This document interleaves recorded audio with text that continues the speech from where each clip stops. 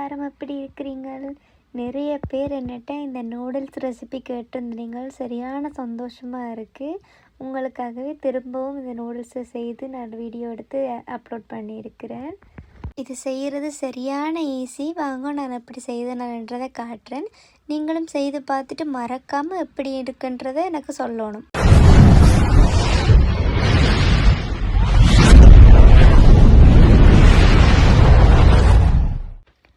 நான் அடுப்பில் ஒரு சட்டி வச்சுட்டு ஏற்கனவே கேட்டிலில் சுடு தண்ணி கொதிக்க வச்சேன் நான். அப்போ அந்த தண்ணியை ஊற்றினா எங்களுக்கு கேஸ் வேஸ்ட் ஆகாது. அதனால தான் இப்போ சுடு தண்ணியை ஊற்றிட்டு கொஞ்சமாக உப்பு சேர்த்துக்கொள்ளுங்க. உப்பும் கொஞ்சமாக ஒரு 2 டேபிள் ஸ்பூன் அளவுக்கு தேங்காய் எண்ணெய் அதையும் சேர்த்துட்டு நான் ஸ்பெகதி நூடுல்ஸ் தான் எடுத்துருக்கேன். நீங்கள் உங்களுக்கு என்ன நூடுல்ஸ் விருப்பமோ அதை எடுங்க. இதை நல்லா அவிச்சு எடுப்பேன். இது ஒரு 20 மினிட்ஸ் எடுக்கும் நல்லா அவிஞ்சு வர. அது வரைக்கும் இதை மூடி அதில் விடுவோம். இங்கால என்னென்ன வெஜிடபிள்ஸ் இருக்கோ அதை கட் பண்ணி வைப்போம். நான் வெங்காயம், பச்சை மிளகாய், உள்ளி, அதோட கேரட்டும் கோவாவும் தான் எடுத்துருக்கிறேன். என்கிட்ட வேறு மரக்கறி இல்லை, அதனால் சேர்க்க இல்லை.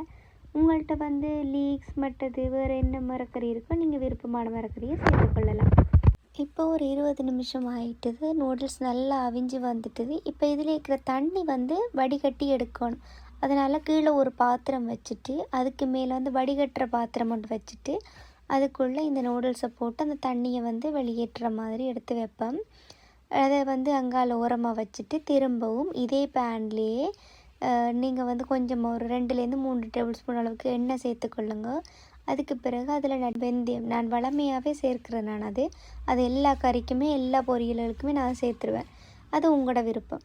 அதையும் சேர்த்துட்டு கொஞ்சமாக பட்டை, கிராம்பு எல்லாம் சேர்த்துட்டு அதை லைட்டாக எண்ணெயில் கிளறி விட்டுட்டு இப்போ இஞ்சி உள்ளி இடித்து வச்சுருக்கிறேன். அதை நல்லா போட்டு லைட்டாக அதில் வாசம் வரும் வரைக்கும் வதக்கி விடுங்க. இப்போ ஒரு 2-3 பச்சை மிளகாய், கொஞ்சமாக கருவேப்பிலை வெட்டி வச்சுருக்கேன். அதையும் போட்டுட்டு வெட்டி வச்சுருக்கிற வெங்காயத்துலேயும் அவ்வளோத்தையும் போடுங்க. நல்லா வதங்க விடணும். வெங்காயம் நல்லா வதங்கின பிறகு இப்போ நாங்கள் வெட்டி வச்சுருக்கிற கேரட், கோவாவை இதில் போட்டு வதக்கி விடுவோம். அது வதங்க வேண்டிய அவசியம் இல்லை. அதை அப்படியே பிரட்டி விட்டால் சரி. அதோட கொஞ்சமாக உப்பும் கொஞ்சமாக மஞ்சள் தூளும் சேர்த்து அதை நல்லா பிரட்டி விடணும். இதில் என்னென்னா வெங்காயம் போட்டதுக்கு பிறகு நான் டொமேட்டோ பேஸ்ட்டும் டபுள் க்ரீமும் சேர்த்துருக்கலாம். அது பிறகும் சேர்க்கலாம், ஆனால் அப்பவும் சேர்த்துருக்கலாம். நான் வளமையாகவே வெங்காயத்துக்கு பிறகு அதை சேர்த்துடுறேன். இன்றைக்கி அதை மிஸ் ஆகிட்டுது. அதனால் இப்போ கேரட்டும் கோவாவும் போட்டதுக்கு பிறகு நான் இந்த டபுள் க்ரீமையும் தக்காளி பேஸ்ட்டையும் சேர்த்துக்கொள்கிறேன். தக்காளி பேஸ்ட் 1/2 டேபிள் ஸ்பூனும் டபுள் க்ரீம் 1 டேபிள் ஸ்பூனும் சேர்க்கிறேன். சேர்த்துட்டு அதை நல்லா கலந்து மிக்ஸ் பண்ணி விடுவோம். அதுக்கு பிறகு உங்களோட உரப்புக்கு தேவையான அளவு மிளகாய்த்தூள் சேர்த்துக்கொள்ளுங்கள். மிளகாய்த்தூளோட நான் 1 டேபிள் ஸ்பூன் அளவு சோயா சாஸும் 1/2 டேபிள் ஸ்பூன் அளவுக்கு சில்லி பேஸ்ட்டும் சேர்த்துருக்கிறேன். சில்லி சோஸ் சேர்த்துருக்கிறேன். அதையும் சேர்த்துட்டு நல்லா மிக்ஸ் பண்ணி ஒரு 5 நிமிஷம் மூடி அதை நல்லா வேக விடுங்க. அதை மூடிட்டு திறக்கும் போது நல்ல வாசனையாக இருக்கும். ட்ரை பண்ணி பாருங்கள்.